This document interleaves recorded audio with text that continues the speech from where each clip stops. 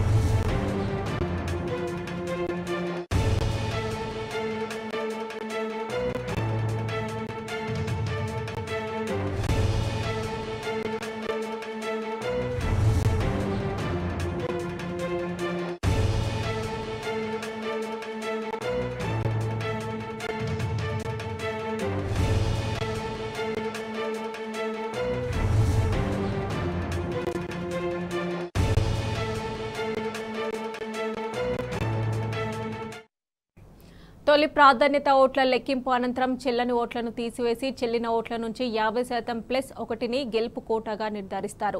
ఈ గెలుపు కోటాను తొలి ప్రాధాన్యత ఓట్లలో ఎవరూ సాధించకపోతే తక్కువ ఓట్లు వచ్చిన అభ్యర్థి నుంచి ఎలిమినేషన్ ప్రక్రియ మొదలు పెడతారు. ఇదే జరగాల్సి వస్తే తుది ఫలితం వెల్లడికి మరింత సమయం పట్టే అవకాశం ఉంది.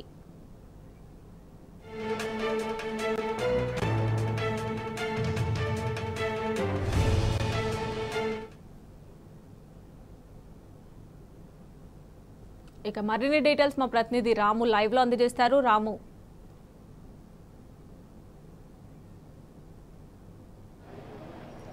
మమతా ప్రస్తుతం 3వ రౌండ్ కౌంటింగ్ ప్రక్రియ అంతా కూడా కొనసాగుతుంది. మరకాసేపట్లో 3వ రౌండ్ సంబంధించినటువంటి ఫలితాలన్నీ కూడా వెల్లడి కాబోతా ఉన్నాయి. రౌండ్ కూడా ఉత్కంఠ అనేది మనకు కనపడుతూ ఉంది. మొదటి రౌండ్, 2వ రౌండ్లో కూడా స్పష్టమైనటువంటి హోరాహోరీ పోటీ అనేది మనకు కనపడుతూ ఉంది. ఈ నియోజకవర్గంలో 32 మంది ఎమ్మెల్యేలు ఉన్నారు. కాంగ్రెస్ పార్టీకి సంబంధించినటువంటి ఎమ్మెల్యేలు 5 మంత్రులు ఉన్నారు. దాదాపు 5 మంది ఎంపీలు ఉన్నారు. అయినప్పటికీ కూడా హోరాహోరీగా ఢీకొంటూ బీఆర్ఎస్ పార్టీ అభ్యర్థి రాకేష్ రెడ్డి దూసుకు వెళ్తా ఉన్నారు. గట్టి పోటీ ఇస్తూ ఉన్నారు. ఎక్కడికి వెళ్ళినా కూడా, ఏ పోలింగ్ కేంద్రం చూసినా కూడా, ఏ బాక్స్ ఓపెన్ చేసినా కూడా కాంగ్రెస్ పార్టీ అభ్యర్థికి ధీటుగా ఇక్కడ అంతా కూడా పోటీస్తున్నటువంటి పరిస్థితిని కూడా మనం చూస్తూ ఉన్నాం. విజువల్స్లో చూడొచ్చు, పటిష్టమైనటువంటి భద్రత నడుమ, 3 అంచెల భద్రత నడుమ ఈ కౌంటింగ్ ప్రక్రియ అంతా కూడా చాలా సజావుగా సాగుతుంది. నిన్న ఉదయం 8 గంటలకు ప్రారంభమైనటువంటి ఈ పోలింగ్ ప్రక్రియ రౌండ్ల వారీగా కొనసాగుతుంది. ప్రస్తుతం మొదటి ప్రిఫరెన్షియల్ ఓట్ల లెక్కింపు మాత్రమే జరుగుతుంది. మొదటి ప్రిఫరెన్షియల్ ఓట్ల లెక్కింపు 4 రౌండ్లలో చేపడతారు. ఈ 4 రౌండ్లకు సంబంధించి ప్రస్తుతం 2 రౌండ్లు మాత్రమే పూర్తి అయ్యి 3వ రౌండ్ అనేది ప్రస్తుతం ఇప్పుడు కొనసాగుతుంది. ఇక సాయంత్రం 3 గంటలలోపు 3వ రౌండ్ సంబంధించినటువంటి ఫలితాలు కూడా రాబోతున్నాయి. ఆ తర్వాత 4వ రౌండ్ సంబంధించినటువంటి ఫలితాలు ఈ రోజు అర్ధరాత్రి వరకు కూడా వచ్చే అవకాశం ఉంది. ఈ మొదటి ప్రాధాన్యత ఓట్లకు సంబంధించినటువంటి 4 రౌండ్లు పూర్తయిన తర్వాత చెల్లిన ఓట్లను, చెల్లుబాటు కానటువంటి ఓట్లను వేరు చేసి చెల్లిన ఓట్లలో సగానికి కోటా నిర్ధారించి ఆ కోటాకు ఎవరైతే రీచ్ అవుతారో వారిని విజేతగా ప్రకటిస్తారు మొదటి ప్రాధాన్యత ఓట్లకు సంబంధించి. కానీ ఇప్పటివరకు జరిగినటువంటి ఏ ఎన్నికల్లో కూడా మొదటి ప్రాధాన్యత ఓట్లకు సంబంధించినటువంటి అభ్యర్థి ఎవరు కూడా గెలవలేదు. ఖచ్చితంగా 2వ ప్రాధాన్యత ఓట్ల లెక్కింపు అనేది అనివార్యంగా మారుతుంది. ప్రస్తుతం జరుగుతున్నటువంటి కౌంటింగ్లో కూడా 2వ ప్రాధాన్యత ఓట్ల లెక్కింపు అనేది అత్యంత క్రియాశీలకంగా మారింది, అత్యంత ప్రాముఖ్యత సంతరించుకుంది. ప్రస్తుతం ఇక్కడ 2వ ప్రాధాన్యత ఓట్ల మన ట్రెండ్ గాని మనం చూసుకుంటే బీజేపీ పార్టీ సంబంధించినటువంటి గుజ్జల ప్రేమేందర్ రెడ్డికి దాదాపు 45,000 ఓట్లు పోలవుతా ఉన్నాయి. స్వతంత్ర అభ్యర్థి పాలకురి అశోక్ గౌడ్కి దాదాపు 35,000 ఓట్లు పోలవుతున్నాయి. జాడ్సన్ అదేవిధంగా ఇతర స్వతంత్రులకు కూడా దాదాపుగా 5,000 ఓట్లు పోలవుతున్నాయి. అంటే దాదాపుగా 70,000 ఓట్ల సెకండ్ ప్రిఫరెన్షియల్ ఓట్లు లెక్కించేటువంటి అవకాశం కూడా ఉంది.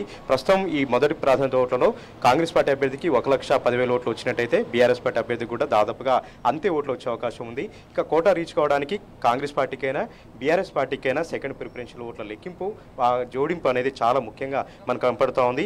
6వ అధికారి ఇచ్చినటువంటి ప్రకారం సెకండ్ ప్రిఫరెన్షియల్ ఓటు సంబంధించినటువంటి ఫస్ట్ ప్రిఫరెన్షియల్ ఓటు సంబంధించినటువంటి ఫలితాలు మనం చూసుకుంటే బీఆర్ఎస్ పార్టీకి సంబంధించినటువంటి రాకేష్ రెడ్డికి 56,114 ఓట్లు పోలయ్యాయి. కాంగ్రెస్ పార్టీకి సంబంధించినటువంటి తీన్మార్ మల్లన్నకు 70,784 పోలయ్యాయి. బీజేపీ పార్టీకి సంబంధించి 24,238 పోలయ్యాయి. అయితే స్వతంత్ర అభ్యర్థిగా ఉన్నటువంటి అశోక్ కుమార్ గౌడ్ ఇక్కడ చాలా క్రియాశీలక పాత్ర పోషిస్తూ ఉన్నారు. బీజేపీ పార్టీ అభ్యర్థి కంటే ఎక్కువగా ఓట్లు నమోదవుతూ ఆయన ప్రస్తుతం అంత వార్తల్లో కూడా నిలవడం జరిగింది. అశోక్ కుమార్ సంబంధించినటువంటి ఆయనకు కూడా దాదాపు 20,000 ఓట్లు పోలయ్యాయి. అయితే అశోక్ కుమార్ సంబంధించినటువంటి 20,000 ఓట్లు, అదేవిధంగా బీజేపీ పార్టీకి సంబంధించినటువంటి 30,000 ఓట్లు కూడా సెకండ్ ప్రయారిటీ ఓట్లు ఎవరికి పడ్డాయి, ఎవరు విజేతగా వరిస్తుంది అనేది కూడా సర్వత్రా కూడా ఉత్కంఠ నెలకొన్నటువంటి పరిస్థితి కూడా మనకు కనిపిస్తూ ఉంది.